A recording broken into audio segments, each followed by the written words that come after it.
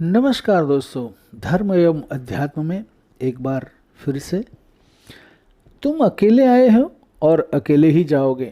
यहाँ की न तो कोई चीज़ तुम्हारे साथ जाएगी और न कोई आत्मीय स्वजन ही साथ जाएगा। आज घर में तुम्हारी बड़ी आवश्यकता है।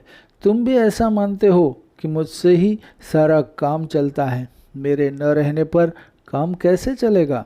पर तुम्हारे मरते ही कोई न कोई व्यवस्था हो जाएगी और कुछ दिनों बाद तो तुम्हारे अभाव का स्मरण भी नहीं होगा। जैसे आज तुम अपने पिता, पितामह, दादा आदि को भूल गए हो और अपनी स्थिति में मस्त हो, ऐसे ही तुम्हारी संतान भी तुम्हें भूल जाएगी।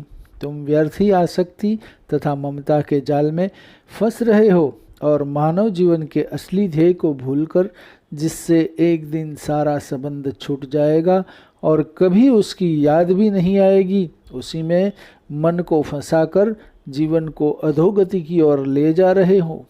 तुम पहले कहीं थे ही, वहाँ तुम्हारे माता पिता, घर द्वार, पत्नी, पुत्र आदि भी होंगे ही। आज तुम्हें जैसे उनकी याद ही नहीं है, वे किसी हालत में कहाँ है इसका पता लगाने की भी कभी चिंता मन में नहीं होती, वैसे ही यहाँ से चले जाने पर दूसरे जन्म में यहाँ के सब कुछ को भूल जाओगे। संबंध अनित्य और काल्पनिक होने पर जब तक तुम्हारी इसमें ममता और आसक्ति है, तब तक तुम्हारी कामना वासना नहीं मिट सकती, एवं जब तक कामना वासना रहेगी तब तक दुष्कर्म भी बनते ही रहेंगे, और जब तक दुष्कर्म बनेंगे तब तक सुख का मुख कभी भी नहीं दिखेगा। जब तक तुम यह सोचते रहोगे कि अमुक परिस्थिति आने पर भगवान का भजन करूँगा, तब तक भजन बनेगा ही नहीं, परिस्थिति की कल्पना बदलती रहेगी।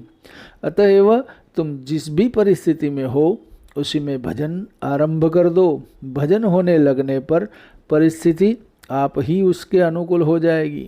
भजन में मन लगने पर संसार के बंधन स्वयं में शिथिल हो जाएंगे। भगवान में ममता और आसक्ति हो जाएगी, तब घर परिवार, धन संपत्ति, यश मान आदि की हथकड़ी बेड़ियां अपने आप कट जाएगी। फिर इसके लिए कोई अलग प्रयास नहीं करना पड़ेगा। जगत में भागने की चेष्टा करोगे, इसे छोड़ने जाओगे तो और भी जकड़ोगे। इसे छोड़ने का प्रयत्न छोड़कर भगवान में लगने का, सब प्रकार से लगने का प्रयत्न करो। भगवान की रूप माधुरी की जरा सी झांकी मिलते ही भोगों के रूप, सौंदर्य, सुख, विलास का स्वप्न तत्काल भंग हो जाएगा। फिर इस ओर झांकने को भी मन नहीं करेगा।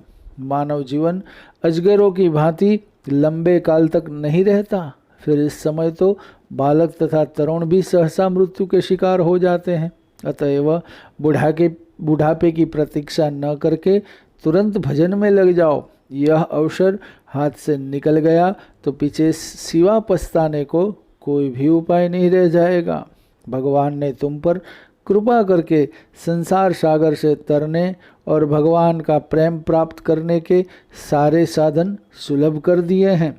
इन साधनों को पाकर भी यदि तुम असावधान रहोगे और इनसे लाभ नहीं उठाओगे तो तुम्हारे समान मूर्ख और कौन होगा। याद रखें, जगत में जितने भी प्राणी हैं सब तुम्हारे अपने आत्मा ही हैं। उनमें कोई भी पराया नहीं है, कोई भी दूसरा नहीं है। जैसे तुम्हारे एक ही शरीर के भिन्न भिन्न अंग तुम्हारे शरीर के ही अवयव है, सबको लेकर ही शरीर है, इसी प्रकार सबको लेकर ही तुम हो। तुम उन्हें अपना आत्मा न समझकर दूसरा समझते हो, इसी से अनेक सुख दुख के उदासीन रहते हो। अपना समझते तो कभी ऐसा नहीं करते। क्या शरीर के किसी भी अंग में चोट लगने पर तुम यह मानते हो कि चोट किसी दूसरे को लगी है? क्या तुम्हें उसके लिए वेदना का अनुभव नहीं होता है ना? क्यों? इसलिए कि तुम्हारा उन सब में आत्मभाव है। तुम सबके हित की परवाह न करके उन्हें कष्ट पहुंचाकर यदि केवल अपना भला चाहते हो, अपने लिए सुख चाहते हो, तो न तो तुम्हारा कदापि भला होगा, न तुम्हें सुख ही मिलेगा। भला अपने ही हाथों में अपने अंगों को काटकर क्या कोई कभी सुखी हो सकता है? समाज में जाति, संप्रदाय आदि भेद केवल समाज की व्यवस्था का सुचारू रूप से संचालन हो और प्रत्येक व्यक्ति अपने अपने मार्ग से चलकर जीवन के परम लक्ष्य भगवान को प्राप्त कर सके, इसके लिए है। और यह आवश्यक तथा उचित भी है, परंतु इसका यह अर्थ कभी नहीं कि इस भेद से आत्मा में कोई भेद आ जाता है और दूसरे के हित को नाश करके कोई सुखी हो सकता है।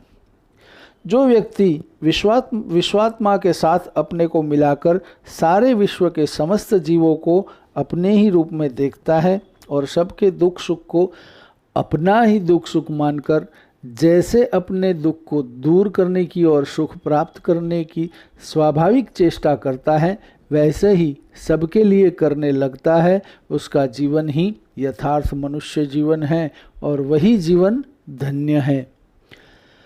स्वार्थ जितना संकुचित होता है उतना ही गंदा और हानिकारक होता है। जैसे छोटे से छोटे गड्ढे में एकत्र हुआ जल सड़ जाता है और उसमें कीड़े पड़ जाते हैं। यदि तुम्हारा स्वार्थ अखिल जगत के स्वार्थ के साथ मिल जाए, विश्व के प्राणियों का स्वार्थ ही तुम्हारा स्वार्थ हो, तो फिर तुम्हारा वह स्वार्थ पवित्र और लाभदायक होगा। उससे स्वाभाविक ही विश्वात्मा भगवान की पूजा होती रहेगी। जो पुरुष यह अनुभव करता है कि यह सारा जगत के समस्त प्राणी मेरे भगवान से ही निकले हैं और भगवान ही सदा सब में व्याप्त है, वह अपने प्रत्येक कर्म के द्वारा भगवान को पूजकर जीवन को अनायास ही सफल कर सकता है। उसके लिए प्रत्येक जीव भगवान का स्वरूप और उसका अपना प्रत्येक कर्म उस भगवान की पूजा बन जाता है और जिसके द्वारा निरंतर भगवान की पूजा ही होती है, उसको जीवन में परम सिद्धि भगवत प्राप्ति हो जाए, इसमें संदेह ही क्या है। याद रहे दोस्तों, यदि तुम क्षुद्र सीमा को छोड़कर जाति, वर्ण, अधिकार, धन, देश आदि के भेदों को आत्मा के भेद न मानकर विश्व रूप भगवान की पूजा में अपना जीवन लगा दोगे तो तुम्हें पद पद पर और पल पल में भगवान के दर्शन होंगे और तुम्हारा जीवन परम पवित्र तथा सबके लिए आदर्श बन जाएगा। यही शुभ कामना और यही भावना के साथ परमात्मा के चरणों में मैं अपना सर्वस्व समर्पित करते हुए भगवान से प्रार्थना करता हूँ कि सब में हम परमात्मा देखने का प्रयत्न करें। नमस्कार दोस्तों, ओम नमः शिवाय, हरि ओम।